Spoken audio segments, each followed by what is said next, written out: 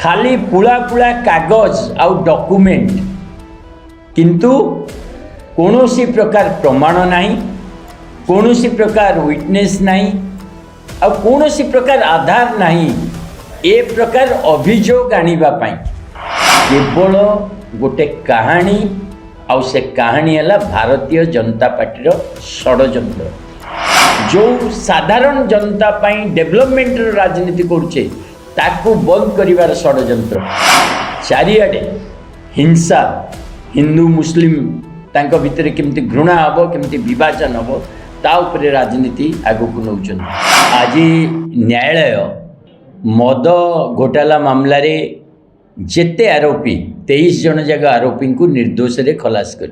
अरविंद केजरीवाल जे कि दिल्ली रो मुख्यमंत्री थिले, मनीष सिसोदिया जे कि उपमुख्यमंत्री थिले, तांको भारतीय जनता पार्टी सरकार सीबीआई माध्यम रे मिथ्या मामला रे फसई सारा देश रे जोपरी गोटे वातावरण तैयारी कला एवं आम आदमी पार्टी परिका कट्टर ईमानदार पार्टी को अन्य समस्त राजनैतिक दल परिका दुर्नीतिग्रस्त बोली प्रमाणित करने को चेष्टा कला।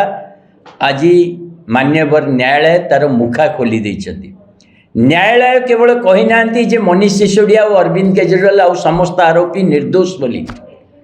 तीक्ष्ण तांकर जो ऑब्जर्वेशंस रही, जो जजमेंट रे से कहउचंती जे खाली पुला पुला कागज आउ डॉक्यूमेंट किंतु कौनसी प्रकार प्रमाण नहीं, कौनसी प्रकार विटनेस नहीं, और कौनसी प्रकार आधार नहीं। ए प्रकार अभियोग आनिबा पाई मु आपण मानकु मने पकई दूची जेतबेले बेल रो हियरिंग चलतिला, सुप्रीम कोर्ट निजे मान्यवर सुप्रीम कोर्ट जज सी सेतबेले भी कहितिले ए केस जेतबेले ट्रायल को जीवो 2 मिनिट भी तिष्ठिब नहीं। ताले आज प्रमाणित हो गला जे सुप्रीम कोर्ट जो कथा कहते ए केस न्यायालय रे तिष्ठिब नहीं।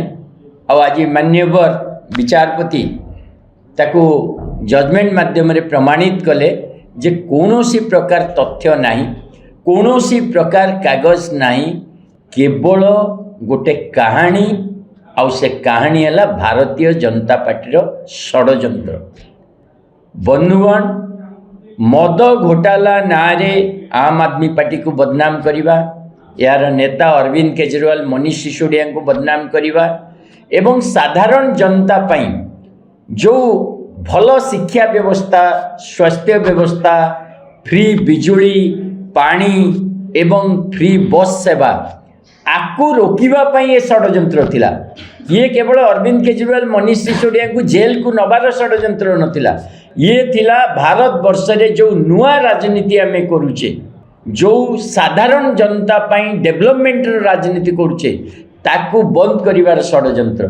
आ ता जगह रे आपण माने देखुचंती केमती भारतीय जनता पार्टी और संघ परिवार चारिआडे हिंसा, हिंदू मुस्लिम तांको भितर केमती घृणा हबो, केमती विभाजन हबो, ता उपरे राजनीति आगकू नौछंती। आज प्रमाणित हो गला आम आदमी पार्टी सच्चाई रास्ता, आम आदमी पार्टी जो राजनीति, आम आदमी पार्टी जो शिक्षा, स्वास्थ्य, बिजुली पानी, रोजगार राजनीति सी आहरी आगकू जारी रहिबो। आ वर्तमान आपण मान जो कादुओ छीटा देखिथिले अरविंद केजरीवाल आ मनीष सिसोदिया ऊपर पकाइतला, से पुणी फेरी आसिकी भारतीय जनता पार्टी मुहरे पड़ी। आमे आज प्रेस वार्ता माध्यम रे भी ओडिशावासी तथा भारतवासी को आह्वान दूचु जे आम आदमी पार्टी जो सचोट राजनीति, ये जो दुर्नीति भ्रष्टाचार विरुद्ध रे लड़ई, आ जो भारतीय जनता पार्टी विपक्ष मानू मिथ्या आरोप रे जेल को पठेबार राजनीति, ता उपरे आमे समस्ते एकाठी हवा। एपर्यंत आपण देखंतु सोनम वांगचुक जेल रे चलछि, डेट पर डेट चली, कौन से प्रमाण नहीं।